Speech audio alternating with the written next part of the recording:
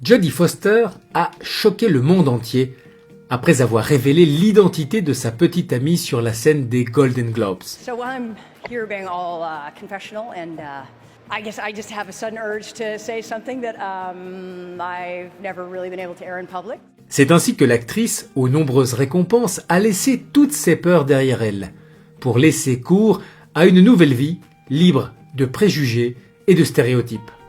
Declaration that I'm a little nervous about, but maybe not quite as nervous as my publicist right now, huh, Jennifer?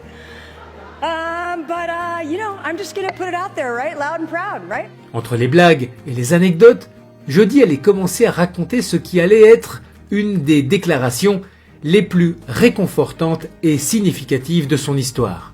There is no way I could ever stand here without acknowledging one of the deepest loves of my life, my heroic co-parent, my ex-partner in love, but righteous soul sister in life, my confessor, ski buddy, consigliere, most beloved BFF of 20 years, Sydney Bernard. Thank you, Sid. C'est ainsi que l'actrice allait ouvrir son cœur au monde entier, pour pouvoir vivre sa vie librement et au grand jour. Jodie Foster was here, I still am, and I want to be seen, to be understood deeply, and to be not so very lonely.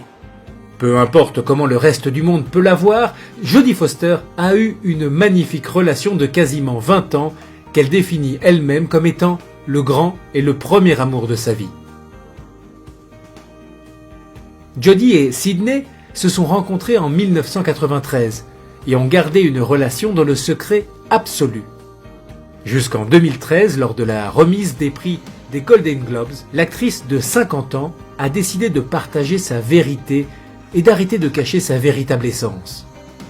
I am so proud of our modern family, our amazing sons. Le couple a eu 2 garçons par fécondation in vitro, qu'elles ont élevés loin des projecteurs asservissants de Hollywood. It's Charlie and Kit who are my reason to breathe and to evolve, my blood and soul. And boys, in case you didn't know it, this song, like all of this song is for you.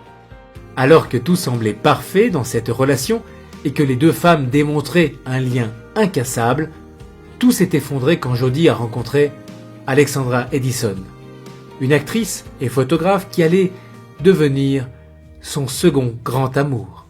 Edison a rapidement volé le cœur de l'actrice de Flightplan, et moins d'1 an après leur rencontre, elles ont décidé de formaliser leur union. Et dans le style le plus pur de l'actrice aux nombreuses récompenses, elles se sont mariées dans une cérémonie intime et très simple. Cette fois-ci, Jodie a pu vivre sa relation librement, mais en préservant toujours sa vie privée, loin des lumières du monde du spectacle. Et cette fois-ci, en vivant au maximum son amour, sans secret ni limite.